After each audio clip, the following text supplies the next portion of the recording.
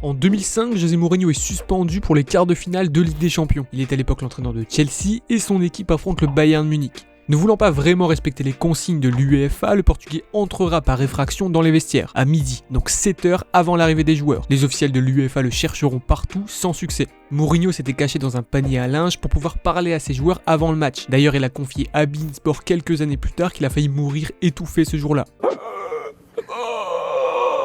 I promise.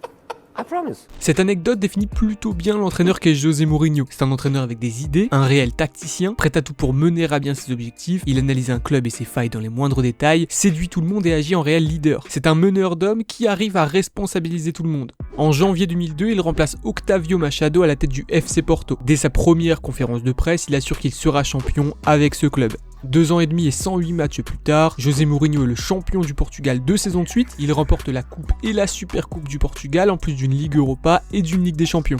Avant son arrivée, Porto n'avait plus touché le titre en championnat depuis 1999. Son passage a clairement relancé Porto à l'échelle nationale puisqu'après son départ, le club sera vice-champion et enchaînera un sans faute jusque 2009. Au niveau international, José a offert une histoire au club. Porto avait un trophée représentant une victoire en Coupe des clubs champions, c'était en 1987. Son passage a donné une C3 et une C1. Depuis, seule la C3 a été retouchée en 2011. Éliminer le grand Manchester United en Ligue des Champions, ça a logiquement attiré du monde au pied du technicien portugais. Le Real Madrid, Chelsea, Liverpool, ils sont tous fous du Special One et prêts à tout pour le récupérer. Il deviendra l'entraîneur le mieux payé au monde en rejoignant Chelsea. Si on fait un avant-après l'arrivée du Portugais, Chelsea c'était un titre de PL en 55, 2 titres de Championship en 84 et 89, pas touché aux coupes nationales depuis 2000, et une Supercoupe de l'UEFA avant Mourinho. Bon, vous commencez à connaître Tonton José, il a fait de l'Angleterre sa fille de joie préférée, il a remporté 2 fois le titre en 3 saisons et il a gagné 4 coupes nationales. Pour un club qui à l'époque venait de se faire racheter, chapeau José. Je ne compte pas faire sa biographie. Pour faire simple, il rejoindra ensuite l'Inter Milan, remportera 2 fois la Serie A, ramassera 2 coupes nationales et soulèvera une fois de plus la C1. Manchester United et le Real Madrid auront également la chance de compter Mourinho dans leur rang plus tard, Chelsea le reverra également. Il est actuellement le 7e entraîneur le plus titré de l'histoire derrière Ferguson, Lucescu, Lobanovski, Hitzfeld, Stein et Scolari. Aujourd'hui, son passage à Madrid est moins souligné. Le club est devenu ces dernières années une machine à gagner et fait donc de l'ombre au travail qu'il a pu faire là-bas. Pour faire simple, ce sont les faits, tout est vérifiable. Mourinho a transformé un Real Madrid qui était une pétasse en Ligue des Champions, qui sortait de 6 éliminations d'affilée en 8ème de finale, en un adversaire redoutable qui enchaînera 3 demi-finales. Sa plus grande réussite, c'est d'être qui il est, d'être un réel meneur d'hommes. Il a rejoint des clubs qui avaient besoin d'un patron et il a parfaitement fait le job. Je prends souvent l'exemple du Real quand je parle de Mourinho, mais ce gars analyse tout. En arrivant à Madrid, il savait déjà ce qu'il avait à faire. Ce club avait besoin d'un chef qui bouscule ses troupes et leur donne la rage de vaincre.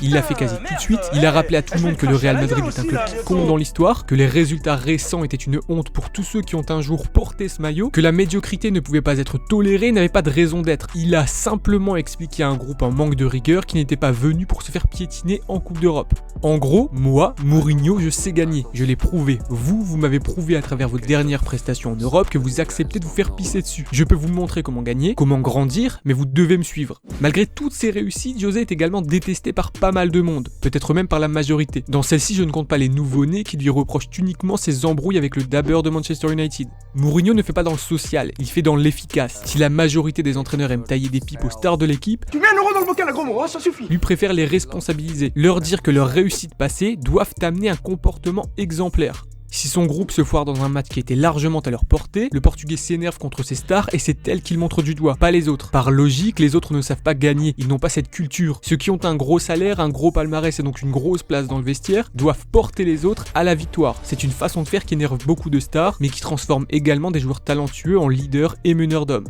Le Special One n'est pas un coach comme les autres, il n'accompagne pas simplement une équipe vers un objectif, il veut aller plus loin que ça et créer quelque chose de gros et durable. Pour ça, forcément, il faut faire des sacrifices, vendre des joueurs qui n'ont pas une mentalité compatible avec ça, etc. À l'image d'un Guardiola qui en arrivant à City bouleverse l'équilibre en place, il boycotte complètement une partie de l'effectif qu'il juge comme pas au niveau ou qui n'ont simplement pas la mentalité pour adhérer à son discours. Mourinho traîne les échecs de De Bruyne, Salah et Lukaku à Chelsea par exemple. Enfin, c'est ce que pense la majorité des gens, mais ce n'est pas mon cas. Encore une fois, il faut faire des sacrifices pour mettre en place quelque chose de gros. Salah arrivait de Bâle, en Suisse, et n'avait pas l'envergure qu'il a aujourd'hui. Il était très fragile physiquement et avait besoin d'une expérience ailleurs qu'en PL pour se renforcer en accumulant du temps de jeu. À l'époque, Mourinho le trouvait trop solitaire et naïf pour entrer dans ses plans. Il n'avait pas la mentalité pour évoluer dans l'environnement Mourinho. Il faut bien se mettre en tête qu'une évolution ne dépend pas uniquement d'un talent intrinsèque. Elle dépend d'un environnement et d'une mentalité. Quand le coach envoie Salah en Serie A, il le fait pour le bien du joueur et le bien de son équipe. L'Égyptien avait besoin d'un championnat qui lui correspondait bien plus à l'instant T pour prendre confiance et grandir. L'équipe avait besoin d'un effectif prêt tout de suite, pas juste prometteur. Le résultat est parfait puisque le joueur a grandi et est devenu un top player. S'il était resté à Chelsea, qui sait ce qu'il serait devenu ? Lucas Piasson est arrivé là-bas avec un talent phénoménal, peut-être même supérieur à Salah intrinsèquement. Il est resté en comptant là-dessus et au final n'a jamais percé. Est-ce la faute de Mourinho ? Sans un choix fort de Mourinho, qui sait ce que serait devenu De Bruyne, Salah et Lukaku ?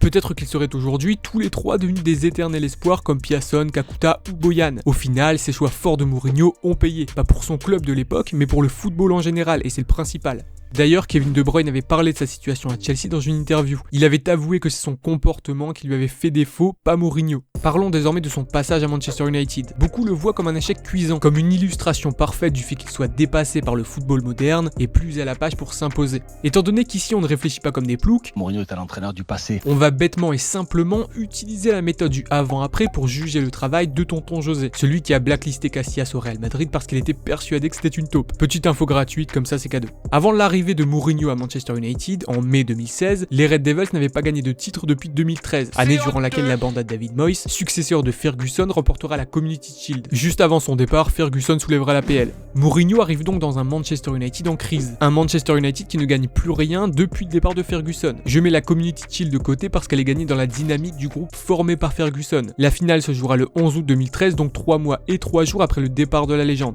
En 2 saisons à la tête de Man U, qu'a fait l'ami José ? Si son passage est un échec aux yeux du monde, j'imagine aisément qu'il n'a rien gagné. Est-ce que je me trompe ? Bah oui, en 2 saisons là-bas, José ressort avec une Community Shield, une Coupe de la Ligue, une Ligue Europa, et il se paiera même le luxe de finir seconde PL en 2018. Il faut savoir que Man U n'avait pas été sur le podium depuis leur titre de champion avec Ferguson en 2013. Conclusion, son passage à Man U est-il un échec ? Non.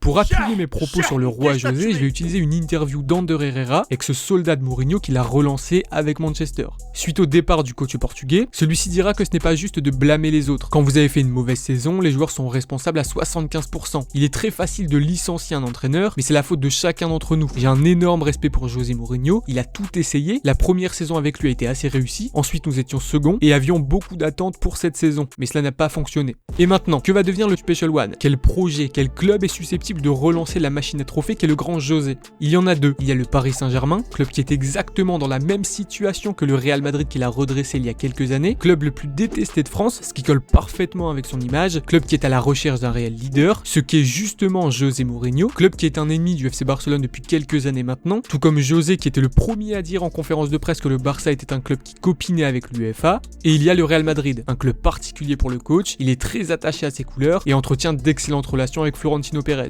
Pour le moment, sa priorité serait Madrid, logique. Cependant, si la direction du Paris Saint-Germain s'active un peu, il y a moyen d'attirer Mourinho et de s'offrir le coach parfait pour passer un cap et changer les mentalités. Après, moi je dis ça, je dis rien.